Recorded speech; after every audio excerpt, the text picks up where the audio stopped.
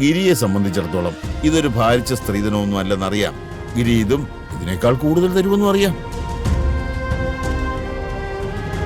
എന്തായാലും വ്യവസ്ഥകൾ തുറന്നു പറയാനുള്ള ബാധ്യത ഞങ്ങൾക്കുണ്ടല്ലോ, അതുകൊണ്ട് പറഞ്ഞു.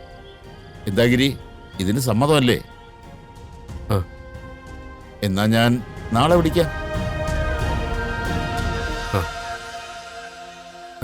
ശരി.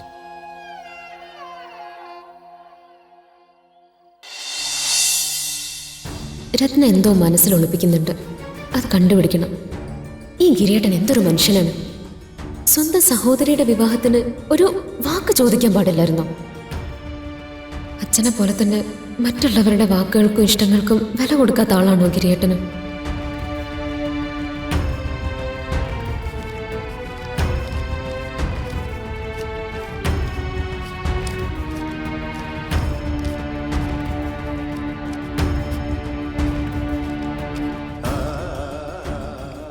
എന്റെ പൊന്ന് ധനകാര്യമന്ത്രി, നീ ഇന്നെങ്ങാനും ഇത് തീർക്കോ?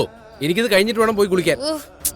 ഏട്ടാ, ഞാൻ പല പ്രാവശ്യം പറഞ്ഞിട്ടുണ്ടേ കണക്ക് നോക്കുന്ന സമയത്ത് വെറുതെ ധൃതി പിടിക്കരുതെന്ന്. എപ്പോഴാണ് പിടിച്ച എല്ലാം തെറ്റിപ്പോവും. ഒന്ന് അടങ്ങിയിരിക്കുവോ? ഓ, ഉത്തരവ്.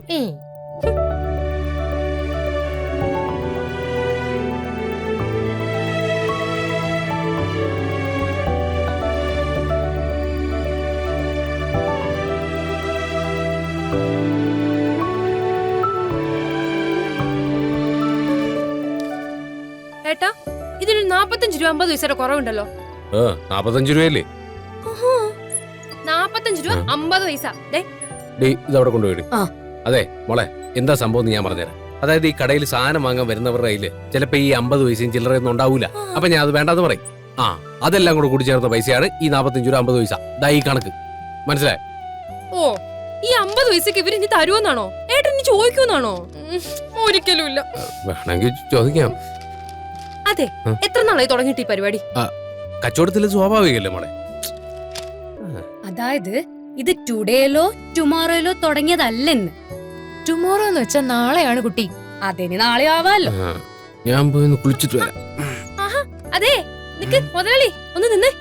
ഇങ്ങനെ 50 പൈസ വെച്ചിട്ടേ എത്രായിരം രൂപ ഇതുവരെ പോയിട്ടുണ്ട്? അങ്ങനെ ചോദിച്ചാ ഇത് കട തുടങ്ങിയ കാലം മുതലേ ഉണ്ട്. നീ ഇത്രയും കാലം ഇത് അറിഞ്ഞില്ലെന്നേ ഉള്ളൂ. നീ അറിയാതിരിക്കാൻ വേണ്ടിയിട്ട് ഞാൻ എന്റെ കയ്യിൽ നിന്ന് കാശെടുത്തിട്ട് അതങ്ങ് ബാലൻസ് ചെയ്യുമല്ലോ. ഇന്ന് മാത്രം കയ്യിൽ നിന്ന് പോയതാ. അത് കൊള്ളാലോ. ഒരു 5 പൈസ വെറുതെ വിട്ടുകളിക്കാത്ത ഏട്ടനാ. ഇത്രയും പൈസ വെറുതെ ഒന്നും നോക്കാതെ കൊണ്ട് കളയുവോ? നോക്കുന്നില്ലെന്ന് ആര് പറഞ്ഞു? നീ എന്തിനെങ്കിലും നോക്കുന്നത്? മോളെ, ഇതൊരു കച്ചവട തന്ത്രമല്ലേ.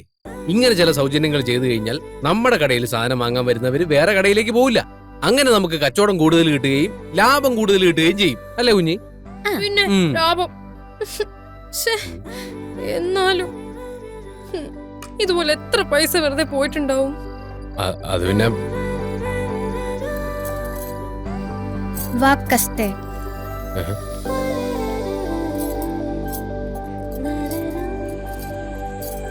മോനെ ദിനേശ, കൈവിട്ട ആയുധവും വാവിട്ട വാക്കും, കടം കൊടുത്ത പൈസ, കിട്ടിയ ഊട്ടി ഇല്ലെങ്കിൽ ചട്ടി.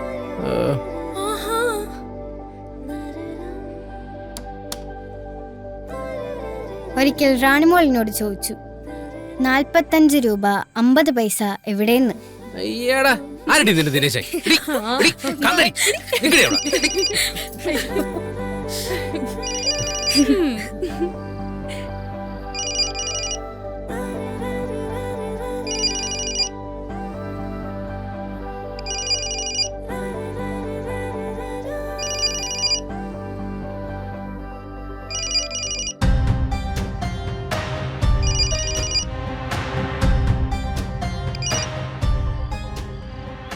ഹലോ ഗിരി മോനെ, ഇത് ഞാനാ, ജനാർദ്ദനൻ, സന്ദീപിന്റെ അമ്മാവനാ. മനസ്സിലായി. അമ്മാവന്റെ നമ്പർ എന്റെ കയ്യിലുണ്ട്. അല്ല, അത്താഴമൊക്കെ കഴിഞ്ഞോ? ഇല്ല, കഴിക്കാൻ പോകുന്നേ ഉള്ളൂ. വെറുതെ വിളിച്ചാണോ? ഏയ്, വെറുതെ അല്ല. പെണ്ണ് കാണൽ ചടങ്ങിന് വന്നപ്പോ ഒരു കാര്യത്തിന് വ്യക്തത വരുത്താൻ വിട്ടുപോയി. അതൊന്ന് ഓർമ്മിപ്പിക്കാനാ ഇപ്പൊ വിളിച്ചത്. എന്തുപറ്റി? എന്താണെങ്കിലും പറഞ്ഞാൽ മതി. അതേ, പെണ്ണിന് സ്ത്രീധനമായിട്ട് എന്തൊക്കെ കൊടുക്കുമെന്ന് നിങ്ങളാരും ഒന്നും പറഞ്ഞില്ല. ഞങ്ങൾ അതേപ്പറ്റി ഒന്നും ചോദിച്ചതുമില്ല.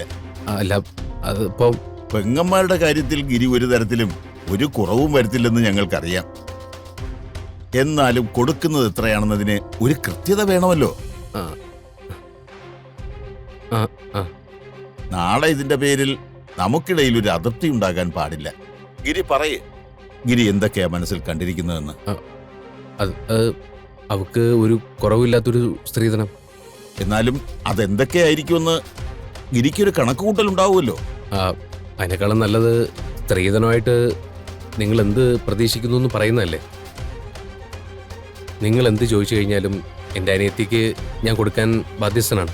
അപ്പം അതുകൊണ്ട് എന്താ പ്രതീക്ഷിക്കുന്നതെന്ന് പറഞ്ഞാൽ. ഇല്ല, ഗിരി പറഞ്ഞാ മതി. ഇല്ല, ഞാനായിട്ട് പറയുന്നില്ല, അമ്മാവൻ തന്നെ പറഞ്ഞോളൂ. ചെക്കന്റെ നിലയും വിലയും വെച്ച് 50 100 പവനോ 10-50 ലക്ഷം രൂപയോ ഒക്കെ ചോദിച്ചാൽ തരാൻ ആളുണ്ടാവും.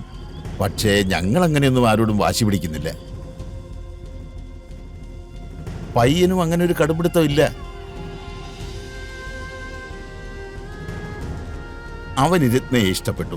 എത്രയും പെട്ടെന്ന് കല്യാണം നടത്തണം, അത്രയേ ഉള്ളൂ. ആ സ്ഥിതിക്ക് ഗിരി ഒരു 25 പവൻ സ്വർണവും 10 ലക്ഷം രൂപയും സ്ത്രീധനമായി കൊടുത്താൽ മതി.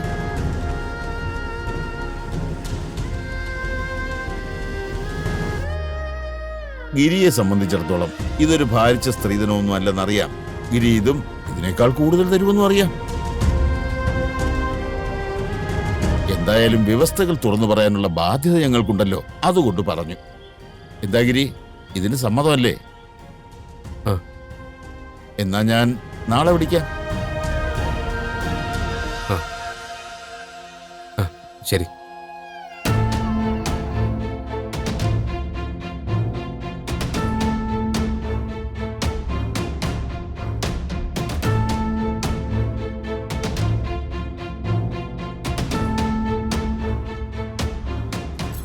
എന്തു പറ്റേട്ടാ?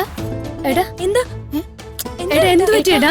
ഏട്ടാ ഏട്ടാ ഏട്ടാ ഏട്ടാ ഏട്ടാ ഏട്ടാ ഏട്ടാ ഏട്ടാ നിക്ക്. എവിടെ പോകുന്നേന്ന്? ഏട്ടാ ഏട്ടാ ഏട്ടാ എന്താ സംഭവം എന്ന് പറ. ഏട്ടാ ഒന്ന് പറയ്. ഷർട്ട് ഇട്ട് എവിടെ പോവാ? ഏട്ടാ ഏട്ടാ ഏട്ടാ ഏട്ടാ ഏട്ടാ ഏട്ടാ ഇതെവിടെ പോവാ? എന്താ ഏട്ടാ അത് പറ. ഏട്ടൻ ഈ രാത്രി ധൃതി പിടിച്ച് എങ്ങോട്ട് പോകുവാ? എടാ ആരാ വിളിച്ചേ? എന്താ കാര്യം? ഞാൻ പുറത്തു പോയിട്ട് ഇപ്പൊ വരാം. ഏട്ടാ കുഞ്ഞി, ഏട്ടാ ഇത് എവിടേക്കാ പോകുന്നേ? അത് പറ. ഏട്ടൻ ഇങ്ങനെ ഒന്നും മിണ്ടാതെ ഇറങ്ങി പോയി കഴിഞ്ഞാ ഞങ്ങൾ എന്താ വിചാരിക്കണ്ടേ?